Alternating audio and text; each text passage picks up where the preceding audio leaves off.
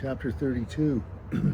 And Jacob went on his way, and the angels of God met him. And when Jacob saw them, he said, "This is God's host," and he called the name of that place Mahanaim.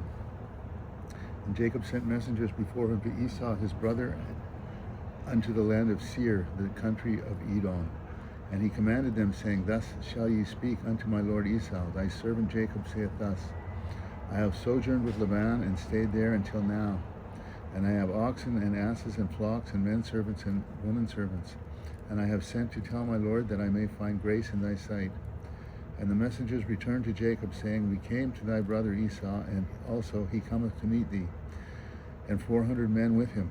And then Jacob was greatly afraid and distressed, and he divided the people that was with him, and the flocks and herds and the camels into 2 bands, and said, "If Esau come to with the one company, and smite it, then the other company which is left shall escape." And Jacob said, "O God of my father Abraham, and God of my father Isaac, the Lord which saidest unto me, Return unto thy country and to thy kindred, and I will deal well with thee. Am I not worthy of the least of all the mercies and of all the truth which thou hast showed unto thy servant? For with my staff I passed over this Jordan, and now I become 2 bands. Deliver me, I pray thee, from the hand of my brother, from the hand of Esau, for I fear him, lest he will come and smite me, and the mother with the children. And thou saidst, I will surely do thee good, and make thy seed as the sand of the sea, which cannot be numbered for multitude." And he lodged there that same night, and took of that which came to his hand a present for Esau his brother, 200 she-goats and 20 he-goats, 200 ewes and 20 rams, 30 milch camels with their colts, 40 kine and 10 bulls, and 20 she-asses and 10 foals. And he delivered them unto the hand of his servants, every drove by themselves, and said unto his servants, "Pass over before me, and put a space betwixt drove and drove."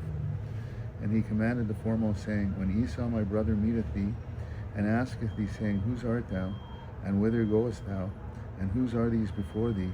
Then thou shalt say, They be thy servant Jacob's. It is a present sent unto my lord Esau, and behold, also he is behind us." And so commanded he the second and the third, and all that followed the drove, saying, "On this manner shall ye speak unto Esau when ye find him. And say ye moreover, Behold, thy servant Jacob is behind us. For he said, I will appease him with the present that goeth before me, and afterward I will see his face. Peradventure he will accept with me." So went the present over before him, and himself lodged that night in the company. And he rose up that night, and took his 2 wives and his 2 women servants, and his 11 sons, and passed over the ford Jabbok. And he took them, and sent them over the brook, and sent them over that he had. And Jacob was left alone there, wrestled a man with him until the breaking of the day.